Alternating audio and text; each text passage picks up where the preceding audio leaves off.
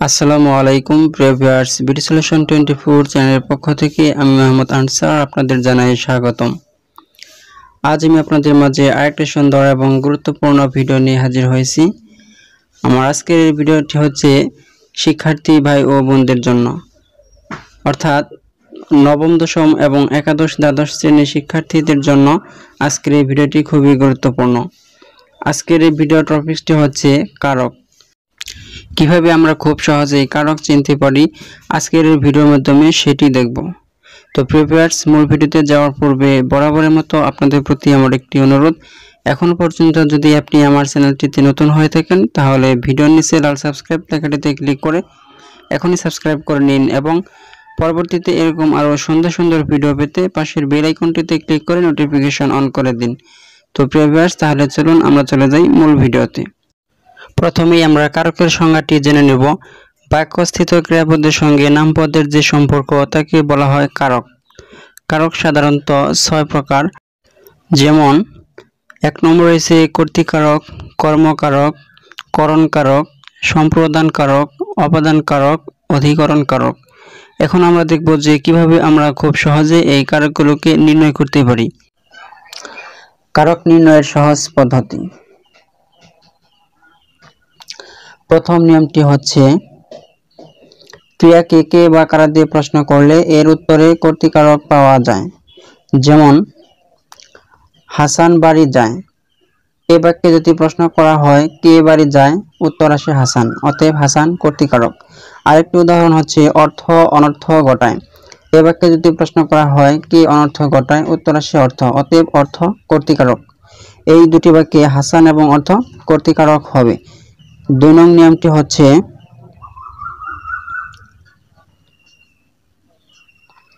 ক্রিয়াকে কি বা কাকে দিয়ে প্রশ্ন করলে এর উত্তরে কর্মকারক পাওয়া যায়। যেমন আমি কোরআন পড়ি। এ বাক্যকে যদি প্রশ্ন করা হয় আমি কি পড়ি, উত্তর আসে কোরআন, অতএব এখানে কোরআন কর্মকারক। আরেকটি উদাহরণ হচ্ছে অল্প বিদ্যায় ভয়ঙ্করী। যদি এ বাক্যকে প্রশ্ন করা হয় কি ভয়ঙ্করী, উত্তর হবে অল্প বিদ্যা, অতএব এখানে অল্প বিদ্যা কর্মকারক। 3 নং নিয়মটি হচ্ছে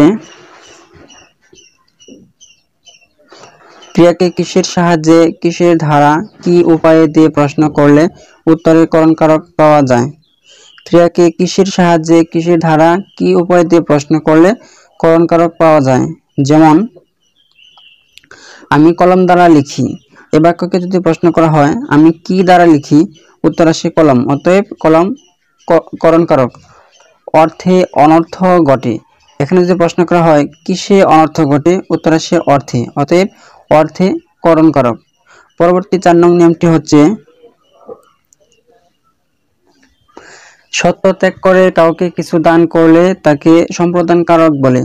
অর্থাৎ কাউকে কোনো কিছু দান করলে সত্য ত্যাগ করে যদি বোঝায় তাহলে সম্প্রদান কারক হবে। যেমন অন্ধজনে দেহ আলো। এখানে আমাদের বুঝতে হবে সত্য ত্যাগ কি। সত্য ত্যাগ হচ্ছে কাউকে কোনো কিছু দান করলে সেটাতে আর কোনো অধিকার থাকবে না, অর্থাৎ চিরতরে কোনো কিছু দান করলে সেটাকে সত্য ত্যাগ বোঝায়। যেমন এখানে বলা হয়েছে অন্ধজনে দেহ আলো, অর্থাৎ যদি কোনো অন্ধ ব্যক্তিকে তার কেউ চোখ দান করে সেটা যদি সত্য ত্যাগ করে বোঝায় তাহলে সেটা সম্প্রদান কারক হবে।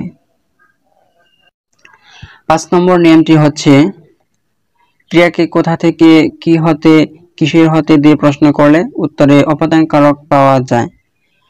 অথবা ভয়, ডর, ভীতি, শঙ্কা প্রকাশ পেলেও অপাদান কারক পাওয়া যায়। যেমন তিল থেকে তেল হয়।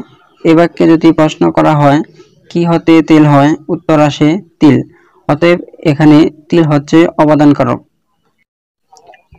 6 নং নিয়মটি হচ্ছে ক্রিয়াকে কোথায়, কিসে, কখন দিয়ে প্রশ্নের উত্তরে অর্থাৎ স্থান, কাল, পাত্র, সময় ও বিষয় বোঝালে অধিকরণ কারক হয়। যেমন পুকুরে মাছ আছে। এ বাক্যে যদি প্রশ্ন করা হয় কোথায় মাছ আছে, তাহলে উত্তরে পাওয়া যায় পুকুরে, অতএব এখানে পুকুরে হচ্ছে অধিকরণ কারক। এছাড়া আরো অন্যান্য উদাহরণ রয়েছে, যেমন প্রভাতে উঠিল রবি লোহিত বরণ। এখানে স্থান ও সময় বোঝাচ্ছে। প্রভাতে উঠিল রবি লোহিত বরণ দ্বারা স্থান ও সময় বোঝাচ্ছে, তাই এটিও অধিকরণ কারক। প্রিভিউয়ার্স, আপনারা দেখলেন যে কারক নির্ণয়ের সহজ 6টি নিয়ম। আশা করি আপনারা বিষয়টি বুঝতে পেরেছেন। যদি আপনাদের কোনো বিষয় বুঝতে অসুবিধা হয় তাহলে আমাকে কমেন্টস করে জানাবেন, আমি যতটুকু সম্ভব আপনাদেরকে বুঝিয়ে দেওয়ার চেষ্টা করব।